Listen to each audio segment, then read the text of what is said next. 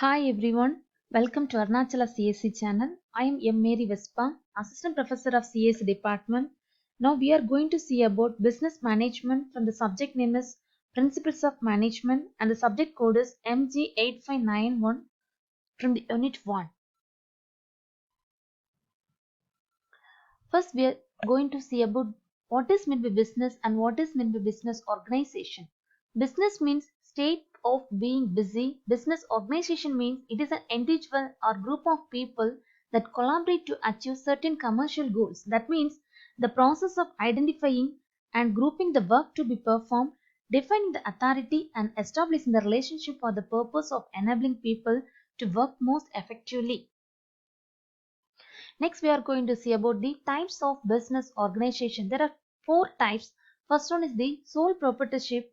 That means these firms are owned by one person, usually the individual who have day-to-day responsibility for running the business. That is the form of business organization which is owned and controlled by a single individual. He receives all the profits and risks all of his property in the success or failure of the enterprise. The next one is the partnership. In a partnership, two or more people share ownership of a single business. Here, it is an association of persons who agree to combine their financial resources and management abilities to run a business and share profits in an agreed ratio. The next business organization is the corporation. That is it is an organization, usually a group of people or a company authorized by the state to act as a single entity. The last one is the joint stock company. That is a company or a association consisting of individuals organized to conduct a business. There must be a group of persons who voluntarily agree to form a company. First, we are going to see about the sole proprietorship. Already we know about the sole proprietorship. Here, a single person running the business. Next, we are going to see about the characteristics of the sole proprietorship. The first one is the one man ownership and control. One man ownership and control means the proprietor is the sole owner and master of the business. He prepares various plans and executes them under his own supervision. The next one is the unlimited liability. Here, the proprietor is responsible for all losses arising from the business. The liability is not limited only to his investment in the business, but his private property is also liable for business. The next one is the enjoyment of entire profit. That means he's the only person who invested money and he does not need to share the profit with anybody else. The next one is the no separate legal entity. That means a sole trading concern has no legal entity separate from its owner. The next one is the simplicity. That means it is simple to commence and simple to close a sole trader business. The next one is the self-employment. That means a sole trader uses his own labor to conduct the business. The last one is the secrecy. That means all important decisions are taken by the owner himself. He keeps all the business secrets only to himself. Next, we are going to see the advantages and disadvantages. The first one is the advantages. That means first one is it is very easy to start up. Management is also very easy. The particular person keep all profits. The next one is the person does not pay any taxes. Next one is the psychological advantages. Last one is the exit is also very easy. These are the disadvantages, that is the difficulty in raising financial capital, limited size and efficiency, limited management experience. The last one is the limited life.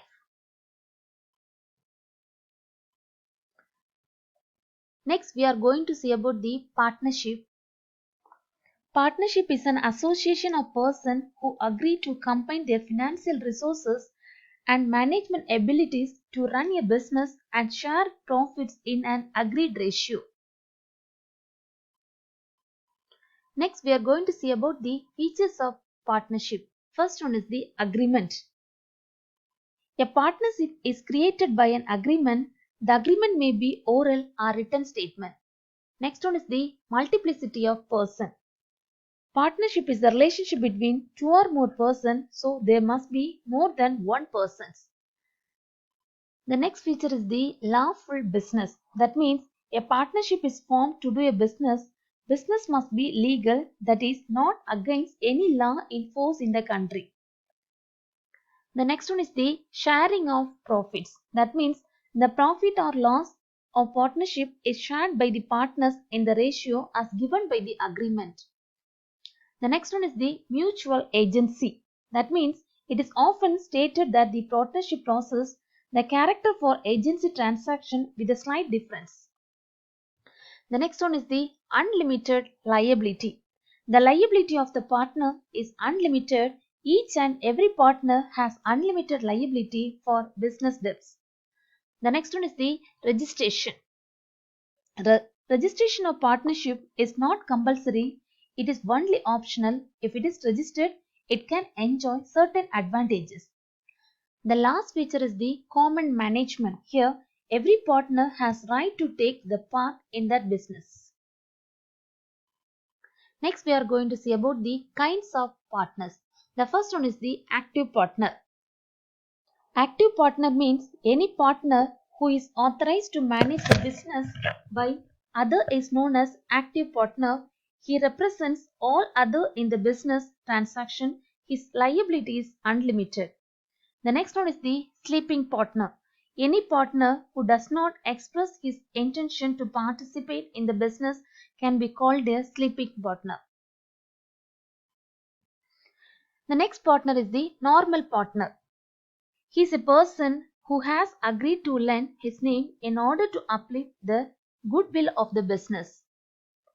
The next partner is the partner in profit only. At the time of formation of firm, partners may accept certain persons as partners for profit only. The next partner is known as the partner by estoffel. That means a person may not be really a partner in the business, but by his behavior he makes outside believers that he is a partner in the business. The next one is the sub-partner. That means he is a stranger to contract as he is not part in the partnership agreement, but he has the relation with one of the partners and gets the share out of his share.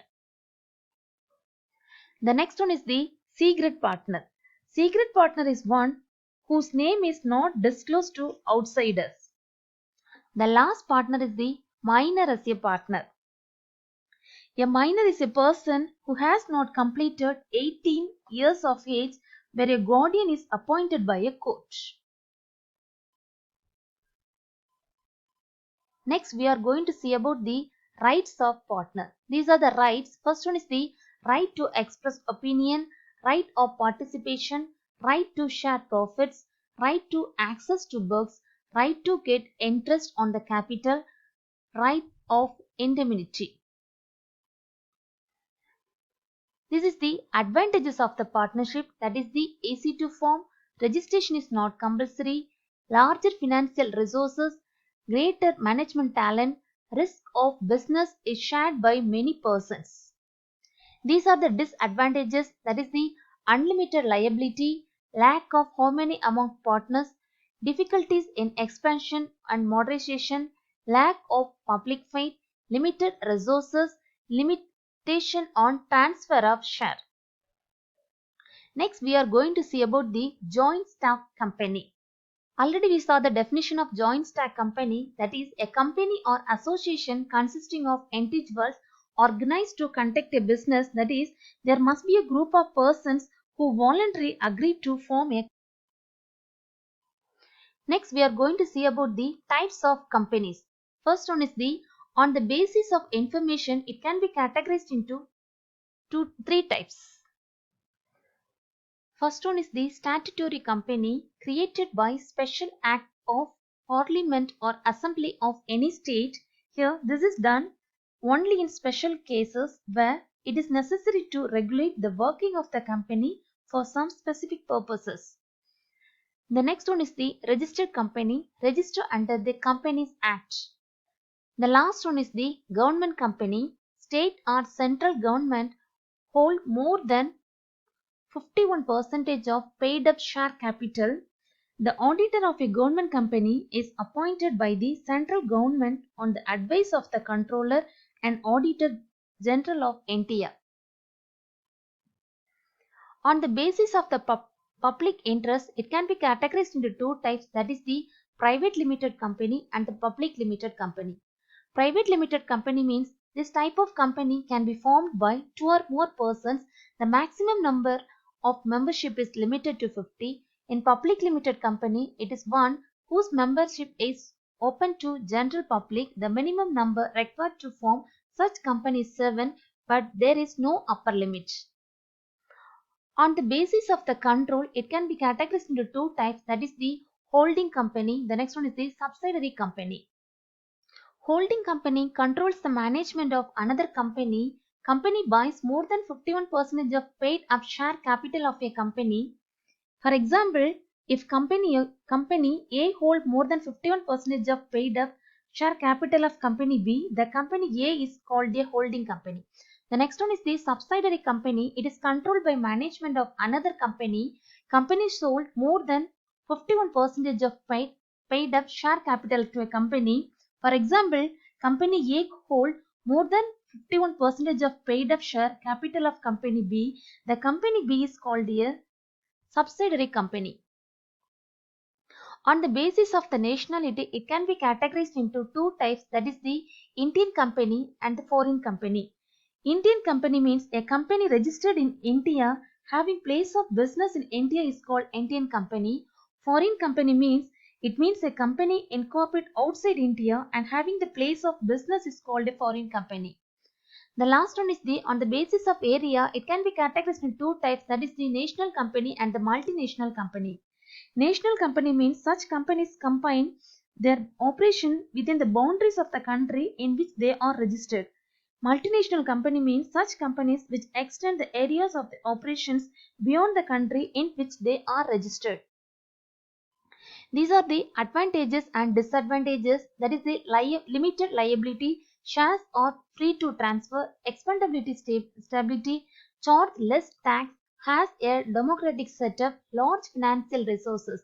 These are the disadvantages, that is the time consuming, lack of motivation, difficult to maintain secret, promotion of frauds, delayed decisions and actions.